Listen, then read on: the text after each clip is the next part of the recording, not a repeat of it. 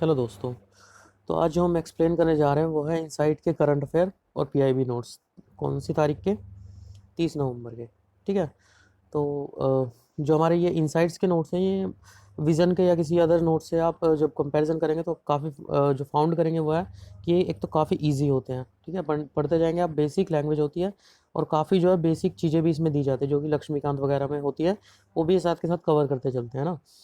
तो विज़न के मैंने देखे नोट्स, तो उसमें लैंग्वेज काफ़ी हार्ड होगी, मतलब आपको पढ़ने एक एक रीडिंग में आप जो है उसे अंडरस्टैंड नहीं कर सकते। और इसमें जो है यूनिट वाइज दे रखे होते हैं। ठीक है, उसमें क्या होता है, यूनिट वाइज नहीं होता, उसमें बैक टू बैक न्यूज़ दे रखी होती है। तो आप अदर मटेरियल से अगर कंपैरिजन करेंगे इसका तो काफ़ी जो आपको ईजी फील होगा पढ़ने के लिए। ठीक है, तो जैसे कि बताया था मैंने, इसमें यूनिट वाइज दिया होता है।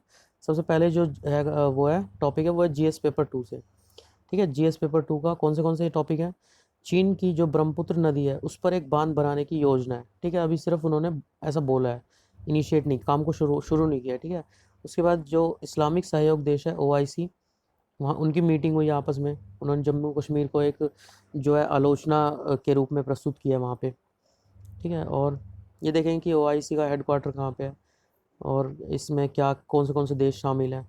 उसके बाद one health global leaders group on anti microbial resistance, मतलब जो, चलिए इसको आगे जब वो आएगा एडिटोरियल तब इसको साथ के साथ एक्सप्लेन करेंगे। उसके बाद जो टॉपिक है वो है जीएस पेपर 3 से। पहला क्या है, जापान का हायाबुसा 2 अंतरिक्ष यान में जो क्षुद्र ग्रह पर उसके नमूने लेकर वापस लौटा। ठीक है, उसके बाद अगला है ड्राई स्वैब डायरेक्ट आरटीपीसीआर परीक्षण विधि।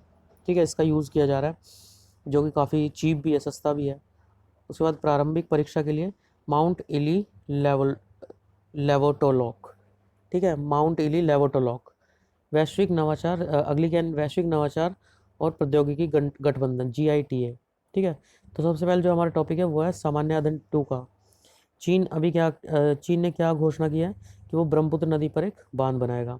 ठीक है, तो इसके बारे में देख लेते हैं कि कहाँ पे बनाएगा और किस टाइप से ये काम करेगा।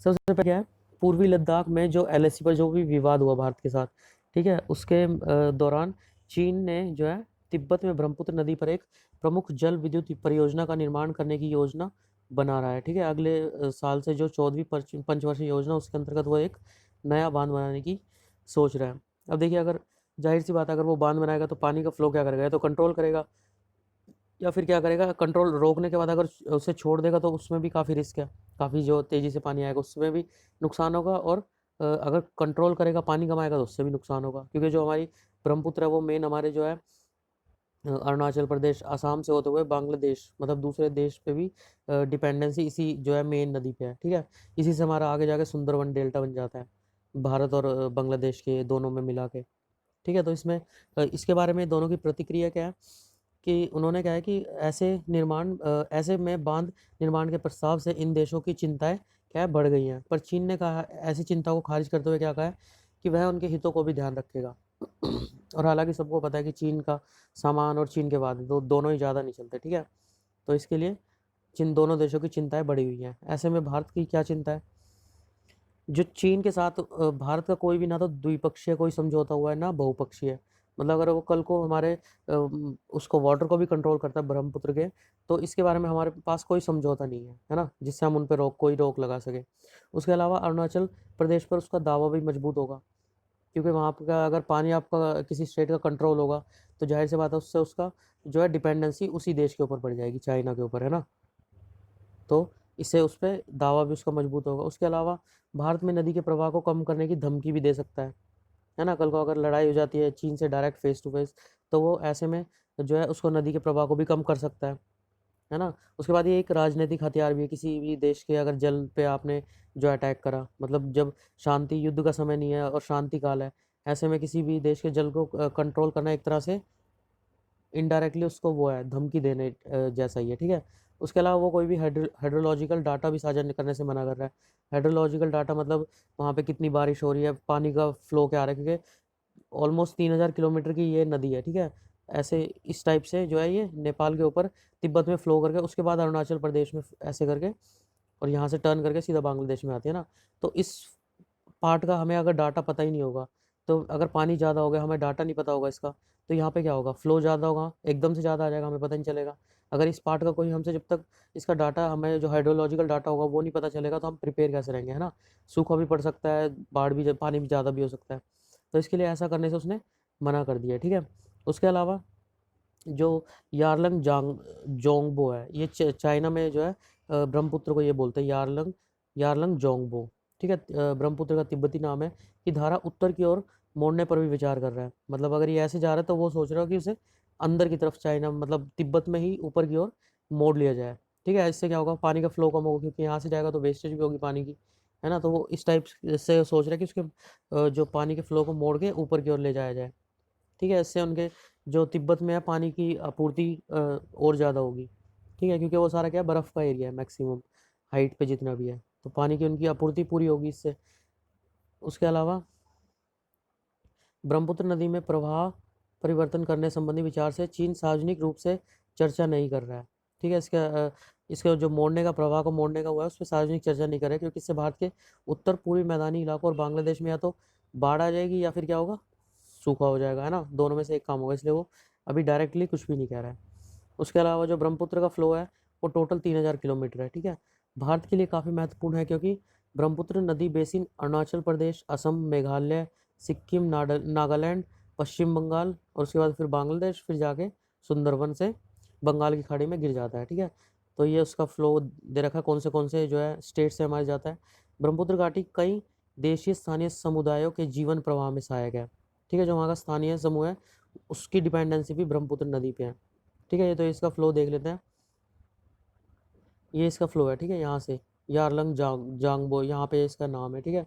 उसके बाद अपने इंडिया में आता है, इसमें जो है कुछ सहायक नदियाँ भी है, तो जैसे लोहित, सुबनसिरी, ठीक है। यहाँ से आके तिस्ता भी इसमें गिर जाती है, ठीक है। ये काफ़ी सारी नदियाँ यहाँ पे जाती है, फिर इधर से आके मेघना में मिल जाती है। उसके बाद ये बांग्लादेश में जाके इसका नाम जमुना हो जाता है, ठीक है। यहाँ पे फिर ये सुंदरवन से होते हुए सीधा बंगाल की खाड़ी में गिर जाती है, ठीक है। तो अभी तो फ़िलहाल के लिए तो इतना ही था। उसके अलावा आप जो है इसमें कुछ अदर से सर्च कर सकते हैं, जैसे कि ब्रह्मपुत्र के प्रवाह मार्ग वाले देश कौन से हैं, है ना। निर्मित बांध कौन से हैं, इसके बारे में भी आप देख सकते हैं। ब्रह्मपुत्र को चीन में क्या कहा जाता है, इसकी सहायक नदियाँ कौन सी है, ठीक है। इसकी सहायक नदियों के ऊपर जो है आप एक अलग से मैप बना के अपने रूम में चिपका सकते हैं। आते जाते 2-3 बार उसे देखेंगे तो आपके धीरे-धीरे ज़हन में वो बैठने लग जाएगा। भारत और चीन के मध्य जल साझाकरण संबंधी समझौता कौन सा है? ब्रह्मपुत्र के प्रवाह मार्ग वाला हिमालयी क्षेत्र। उसके बाद मेंस लिंक में क्या है?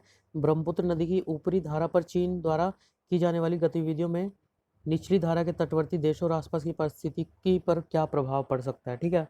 ये एनालिटिकल आंसर आपको अपने उससे लिखना है, एक या दो आंसर लिख के आप उसके बाद ऑनलाइन इसके बारे में जो है सर्च करके अपने आंसर को मैच कर सकते हैं, ठीक है। या फिर अगर इसी ग्रुप पे, इसी चैनल पे कुछ अगर स्टूडेंट आ जाते हैं तो एक मैं व्हाट्सअप ग्रुप बना दूंगा, उसमें भी आप जो है धीरे धीरे ऐड होते जाएंगे, तो आपका जो उसमें भी आप रिव्यू कर पाएंगे, ठीक है। उसके बाद जो है हमारी इसकी यूनिट हमने नहीं देखी शायद इस क्वेश्चन के ना, तो ये कौन सी यूनिट में पड़ेगा? भारत एवं इसके पड़ोसी संबंध, ठीक है। ये इसकी यूनिट है जीएस पेपर 2 की। अब जीएस पेपर 2 में भी ये भी पड़ेगा इंटरनेशनल रिलेशन में, ठीक है। उसका क्या है? महत्वपूर्ण अंतरराष्ट्रीय संस्थाएं, मंच, उनकी संरचना, अधिदेश। OIC Islam organisation of Islamic corporation, Islamic सहयोग संगठन, ठीक है। इसमें ओआईसी में क्या है? इस्लामिक सहयोग संगठन है। अब नाम से पता चल रहा है इसमें मैक्सिमम क्या कंट्री कौन सी होगी, जो मुस्लिम कंट्री होगी, है ना। तो इसकी मैक्सिमम कंट्री जो है मुस्लिम कंट्री है। 47 इसके जो 47वां काउंसिल ऑफ फॉरेन मिनिस्टर हुआ है, CFM सम्मेलन में जम्मू कश्मीर के संदर्भ में पारित किए गए अनुचित प्रस्तावों को खारिज किया गया। मतलब अब जो जम्मू कश्मीर में जो प्रस्ताव पारित हुआ है, मतलब जो 2019 में उसको हटाया है, ठीक है। 370 और 35A को जो हटाया गया है, उसके बारे में क्या कहा गया है यहाँ पे कि अनुचित प्रस्ताव थे। और हालांकि काफ़ी जो है 2021 में हमारी मुश्किलें, जो भारत की मुश्किलें बढ़ने वाली है, क्योंकि जो बाइडेन है उन्होंने भी इसकी आलोचना की है, और उधर से ओआईसी के काफ़ी सारी मॉडर्न कंट्री ने भी आलोचना की है। तो भारत को काफ़ी तरफ से जो है इस मामले पर घेरा जा रहा है। और ओआईसी की जो नेक्स्ट मीटिंग है वो तो है भी पाकिस्तान में ही, है ना। तो इसके लिए भी काफ़ी जो है आलोचना का सामना करना पड़ेगा 2021 में। भारत ने कहा कि जम्मू कश्मीर केंद्र शासित प्रदेश सहित भारत ने कहा कि जम्मू कश्मीर केंद्र शासित प्रदेश सहित भारत के नितांत आंतरिक मामलों में दखल देने के लिए ओआईसी की कोई अभी अधिस्थिति नहीं है। ठीक है, अभी भी जो है लोकस स्टैंडाई क्या होता है, सुने जाने का अधिकार, मतलब ऐसा कोई उनके लिए अभी जो वो नहीं है, ऐसा उन्हें दखल देने के लिए अभी हमारा ये आंतरिक मामला है, इसमें आप दखल नहीं दे सकते हैं। ठीक है, इस्लामिक सहयोग, अगर इसके बारे में हम थोड़ा बहुत पढ़ें तो क्या है, ये 1969 में स्थापित एक अंतर्राष्ट्रीय संगठन है। ठीक है, ये यूएन के बाद दूसरा सबसे बड़ा अंतर सरकारी संगठन है ओआईसी। ठीक है, इसमें 57 देश शामिल हैं। 57 देश के बारे में अगर हम देखेंगे तो ये देखिए ये सारे देश हैं, और इसमें आप देखेंगे तो मैक्सिमम जो है मोमडन कंट्री मिलेगी आपको। ठीक है, इसमें मैक्सिमम आपको मोमडन कंट्री मिलेगी। इसका जो है हेडक्वार्टर कहाँ पे है, जेदा, सऊदी अरब में। ठीक है, अगर जेदा की हम बात करें तो जैसे कि आप अगर कोई भी नाम पढ़ते हैं करंट अफेयर में तो कोशिश किया कीजिए कि उसकी जो है कहीं पे स्क्रीनशॉट लेकर उसे 2-3 बार देख लें। ये नहीं कि आप उसे याद ही करने लग जाएं, पर हाँ आप जितनी बार भी नाम आएगा 5 बार 10 बार तो उस पर एक बार गूगल पे सर्च करके देख लीजिए। जैसे कि यहाँ पे अगर हम बात करें तो ज़्यादा कहाँ पे होगा, ये देखिए यहाँ पे जो है ये रहा ज़्यादा, ये ज़्यादा है। ठीक है, ये ज़्यादा होगा। उसके बाद इसकी सराउंडिंग कंट्री जितनी भी होगी वो भी आप धीरे धीरे करके देख सकते हैं। जैसे कि देखिए इसके ऊपर क्या है, सॉरी, इसके ऊपर क्या है, इराक है। ठीक है, इधर से हमारी पर्शियन गल्फ है। उसके बाद यूएई यहाँ पे है, ये यहाँ पे जो है ये कतर है, यहाँ पे कतर है। उसके बाद इधर ओमान है। ठीक है, और इराक के बराबर में क्या है, जॉर्डन। जॉर्डन के बाद यहाँ पे समुद्र है। ठीक है, और कोई कंट्री नहीं है जॉर्डन के बाद। उसके बाद इधर देखेंगे हम रेड सी है। ठीक है, और नीचे क्या है, इसमें यमन है। तो आप ऐसे ही अगर धीरे धीरे रोज करके अगर एक दिन में आप 1 या 2 कंट्री भी देख लें तो आने वाले 1 साल में आप काफ़ी कुछ जो है रिवाइज के साथ आपका हो जाएगा। कोशिश कीजिए इसको डेली अपनी प्रैक्टिस में लाएं। ठीक है, इसे मैं आपको एक दो बार आप देखेंगे तो आपको समझ में आ जाएगा। उसके बाद देखिए, ठीक है, ये मुस्लिम विश्व की सामूहिक आवाज़ है। अगर संगठन को कहें तो क्या है, ये मुस्लिम विश्व की सामूहिक आवाज़। ऑलमोस्ट 57 देश है जिसमें मेजोरिटी किसकी है, मुस्लिम कंट्रीज़ की है। इसका उद्देश्य अंतर्राष्ट्रीय शांति सद्भाव को बढ़ाना, साथ ही दुनिया के मुस्लिम समुदाय को हितों की रक्षा और संरक्षण हेतु कार्य करना। ठीक है, ये ओरिएंटेड ही है मुस्लिम देश हितों की रक्षा करना और संरक्षण हेतु कार्य करना।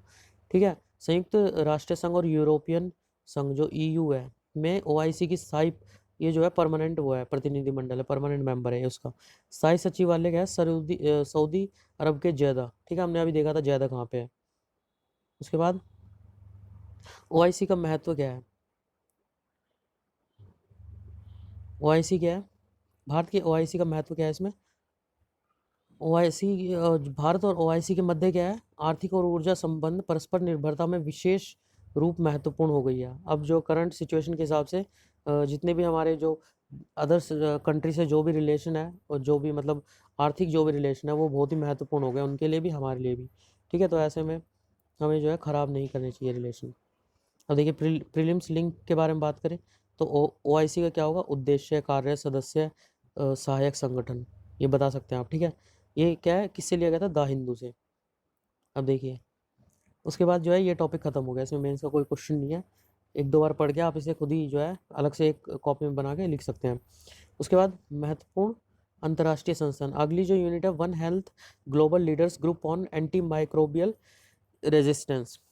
ठीक है, एंटी माइक्रोबियल रेजिस्टेंस मतलब इस जो एडिटोरियल में ये कहा गया था कि जो आजकल क्या करते हैं, ह्यूमन क्या करते हैं, जैसे मान लीजिए किसी के बुखार हुआ तो वो क्या करेगा, अपने किसी दोस्त से या केमिस्ट से जाकर कह देगा बुखार की दवाई दे दो। तो उससे धीरे धीरे क्या होने लगा है कि जो हमारी जो इम्यून सिस्टम है वो तो मजबूत, मतलब हम ठीक हो जाते हैं उस टाइम पे, पर जो हमारे ऊपर जो सूक्ष्म जीव जो भी अटैक करता है ना, उसकी कैपेसिटी भी बढ़ती जा रही है।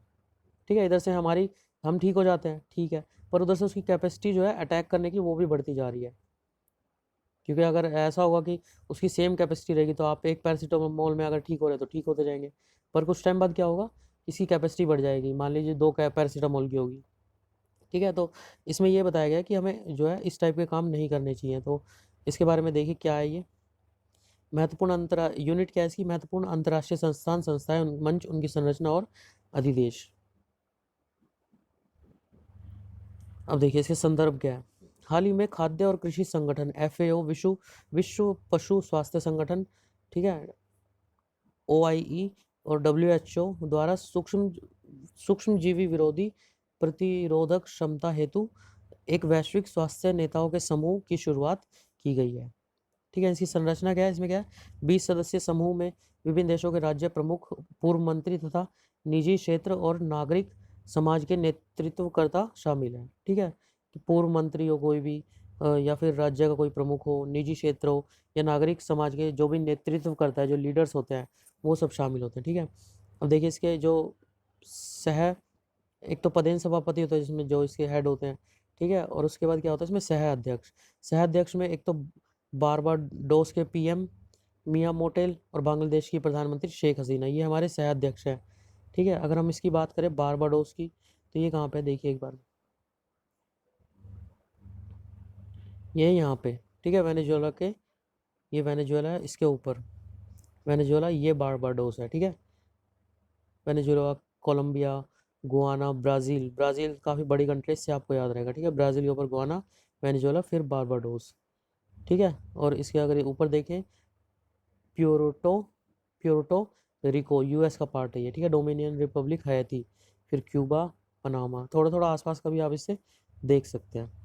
ठीक है, तो ये हमारे बारबाडोस की बात हुई। ठीक है, ये हमारे देश की बात हुई। और इसके अलावा इस समूह का उद्देश्य क्या है, अगर हम उद्देश्य की बात करते हैं तो उद्देश्य है सूक्ष्म जीव विरोधी दवाइयों का संरक्षण करना, सूक्ष्म जीव विरोधी प्रतिरोधक क्षमता के विनाशकारी परिणामों से बचने हेतु वैश्विक ध्यानाकर्षण व कार्यवाही को उत्प्रेरित करना।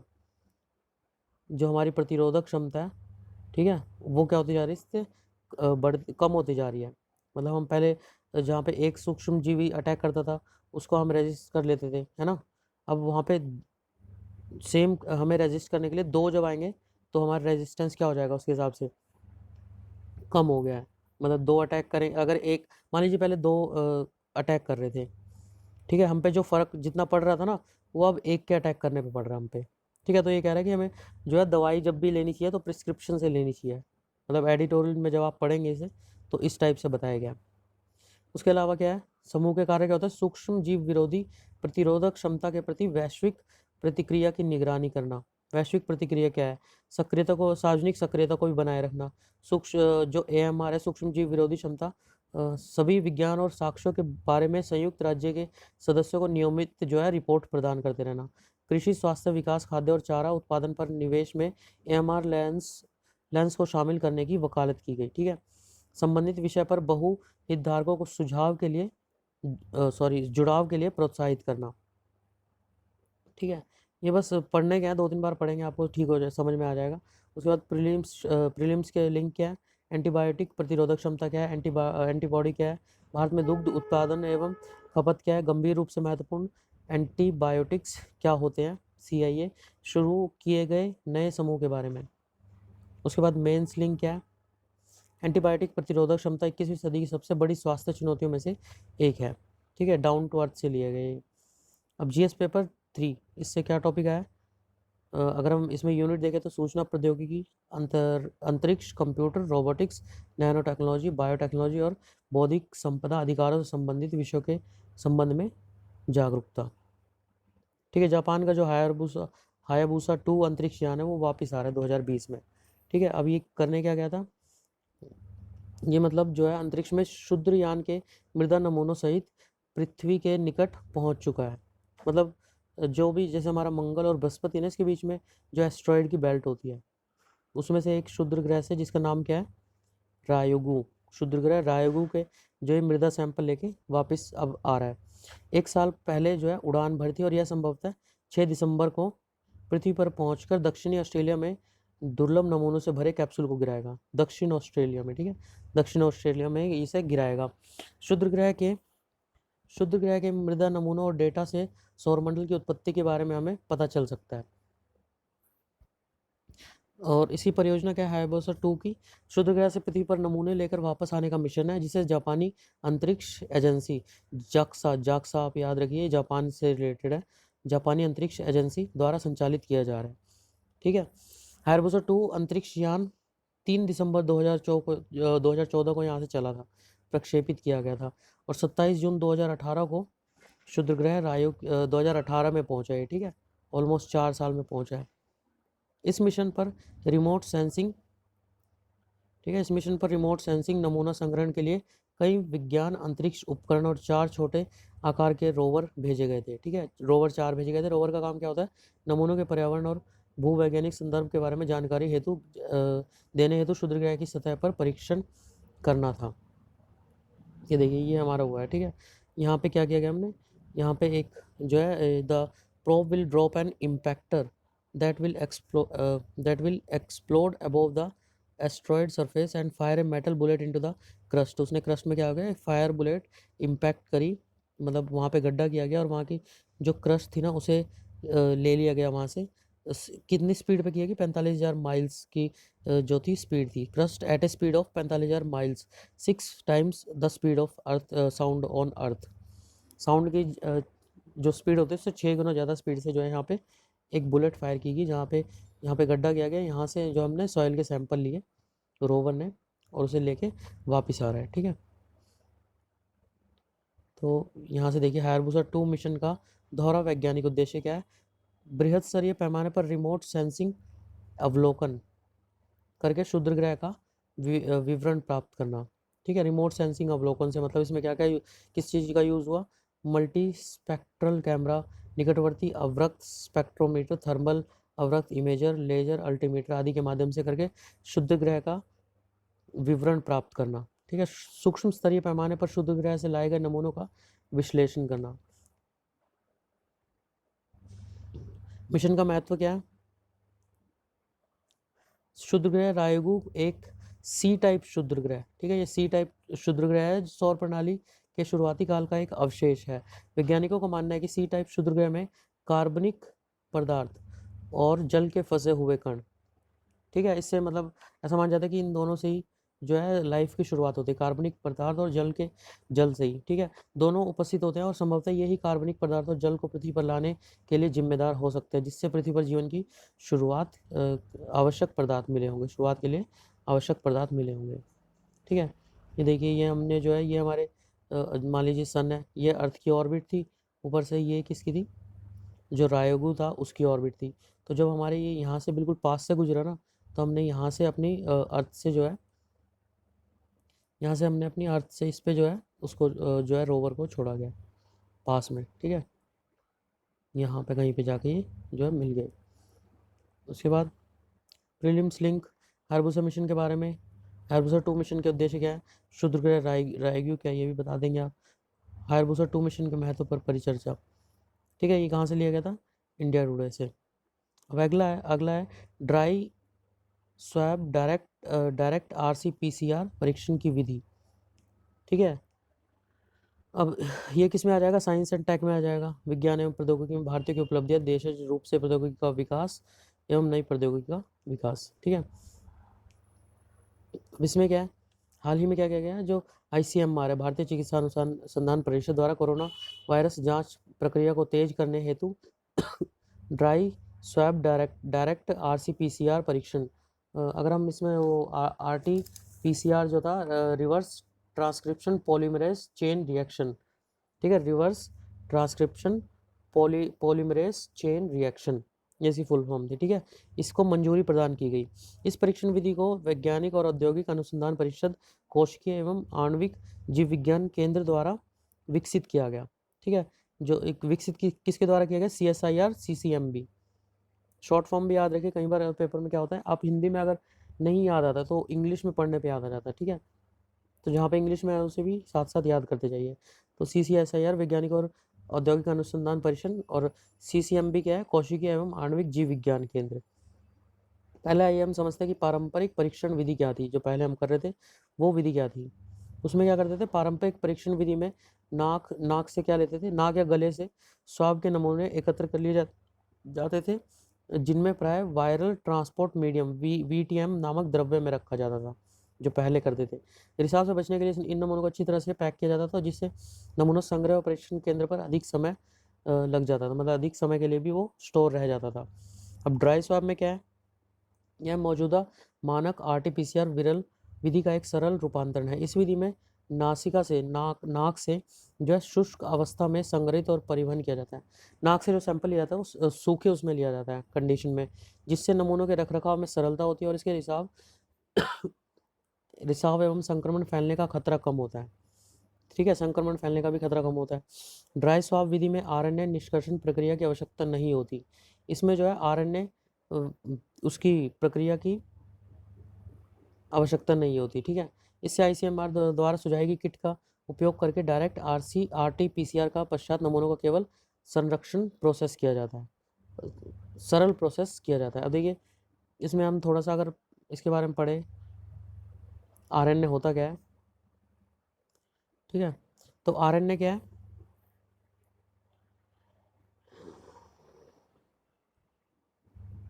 देखिए पहला क्या होता है डीएनए। डीएनए नई कोशिका और जीवों को उत्पन्न करने के लिए आनुवांशिक जानकारी को, जो हमारी हेरिडिटरी जो जानकारी होती है उसको स्टोर करता है और स्थानांतरित भी करता है। मतलब कोरोना में ये कहा जा रहा है कि वो जो आनुवांशिकी होती है ना, जो डीएनए होता है उसी को चेंज कर रहा है धीरे धीरे। ठीक है, अब ये कितना सच है अभी तो कोई ऑफिशियल न्यूज़ कहीं से नहीं आई है। ठीक है, जबकि आरएनए क्या करता है, आनुवांशिक कोड को न्यूक्लियस से राइबोसोम में प्रोटीन बनाने के लिए डीएनए ब्लूप्रिंट के दिशा निर्देशों को ले जाने का कार्य करता है। ठीक है, डीएनए क्या करता है, हमारा आनुवांशिकी होता है, कोशिका और जीवों को उत्पन्न करने के लिए जो आनुवांशिकी हमारे जीन्स में जो स्टोर होता है, स्टोर होकर स्थानांतरित करता है। जबकि आरएनए क्या होता है, आनुवांशिक कोड को, जो आनुवांशिक कोड हमारा डीएनए से हमने प्राप्त किया, उसको न्यूक्लियस से राइबोसोम में प्रोटीन बनाने के लिए, न्यूक्लियस से राइबोसोम में प्रोटीन बनाने के लिए डीएनए ब्लूप्रिंट के दिशा निर्देशों को ले जाने का कार्य करता है। ठीक है, दिशा निर्देशों को ले जाने का कार्य करता है। ठीक है, तो इसमें क्या है, लाभ क्या होंगे इसके, लागत प्रभावी हो गया। लागत अभी जो है दिल्ली के जो सीएम है केजरीवाल, उन्होंने इसे जो है अनाउंस किया कि ये 800 रुपये में किया जा सकेगा दिल्ली में। ठीक है, 800 रुपये पर हेड, एक इंसान का 800 रुपये में हो जाएगा, तो काफ़ी सस्ता ही है। नई किट की आवश्यकता के बिना आसान तरीके से इस्तेमाल हो जाएगा। मौजूदा जनशक्ति को बिना कोई अतिरिक्त प्रशिक्षण दिए भी आसानी से हम जो है इसे इस्तेमाल कर सकते हैं। देश में परीक्षण क्षमता में तीव्र वृद्धि करने में सक्षम है। ठीक है, अब प्रीलिम्स लिंक, देखिए इनमें अंतर हमने अभी पढ़ा, जो आरएनए डीएनए में क्या अंतर है, आरसीपीसीआर और एंटीबॉडी परीक्षण में क्या अंतर है, आरएनए वायरस क्या है, एंटीबॉडी क्या है, ड्राई स्वैब डायरेक्ट आरसीपीसीआर परीक्षण विधि क्या है। ठीक है, अगर हम मेंस लिंक की बात करें, ड्राई स्वैब डायरेक्ट आरटीपीसीआर परीक्षण विधि के महत्व पर परिचर्चा कीजिए। ये पूरा मेंस वाला क्वेश्चन आपका जो एडिटोरियल में दिया होता है उससे हो जाता है।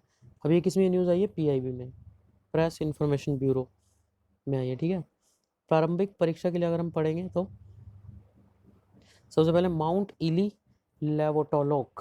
ठीक है, माउंट इली लेवोटोलॉक चर्चा का कारण क्या है, हाल ही में ज्वालामुखी का विस्फोट हुआ है। अब ये है कहाँ पे, पूर्वी इंडोनेशिया में स्थित एक ज्वालामुखी है। ठीक है, पूर्वी इंडोनेशिया में, अगर हम पूर्वी इंडोनेशिया में देखें तो ये हमारा इंडोनेशिया है। ठीक है, ये हमारा इंडोनेशिया, पूर्वी इंडोनेशिया। अब देखिए ये जो है, रुकिए एक सेकंड, पूर्वी इंडोनेशिया में लेवोटोलॉक। ठीक है, ये इसके जो है गूगल पे दिया नहीं हुआ है। ठीक है, तो ये पूर्वी इंडोनेशिया के बारे में आप देख लीजिएगा कि ये पूर्वी इंडोनेशिया में स्थित है, बस इतना याद रखिएगा। और क्या है, 5423 मीटर ऊंचाई वाला यह पर्वत है। ठीक है, इंडोनेशिया में जावा द्वीप पर मेरापी, अच्छा ठीक है ठीक है, एक तो ये मेरापी है और क्या है, सुमात्रा द्वीप पर सिनाबंग ज्वालामुखी सहित वर्तमान में 3 प्रस्फुटित, प्रस्फुटित क्या होता है, मतलब एक्टिवेटेड ज्वालामुखी है जो अभी भी एक्टिवेट है। ठीक है, तो उसमें से कौन से देखिए, एक तो ये है माउंट मेरापी यहाँ पे। ठीक है, उसके अलावा दूसरा कौन सा है, एक ये यहाँ पे है, ये माउंट सिनाबंग, ये यहाँ पे है ये।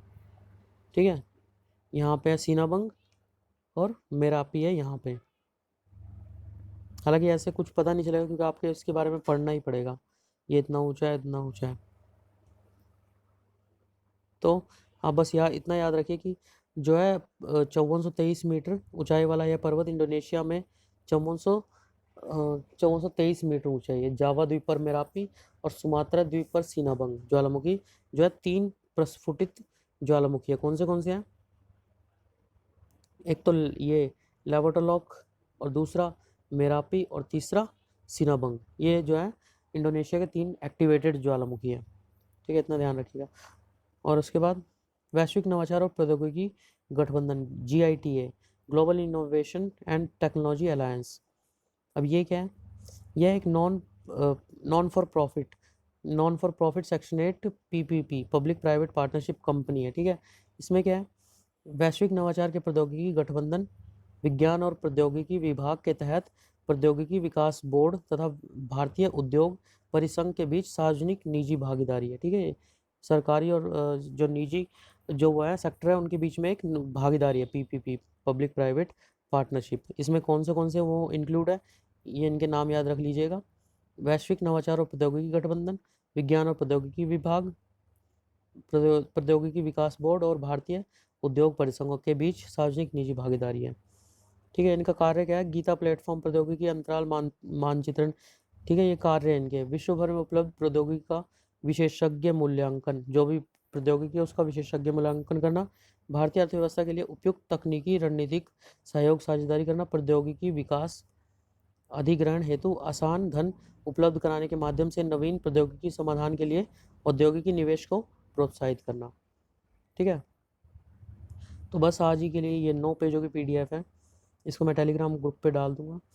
और बाकी बस इतना ही आज के लिए। बाकी नेक्स्ट वीडियो आज ही डाल दूंगा, 1 तारीख की जो है। तब तक के लिए okay, thank you for watching my video. If you like the video please subscribe my channel. Okay.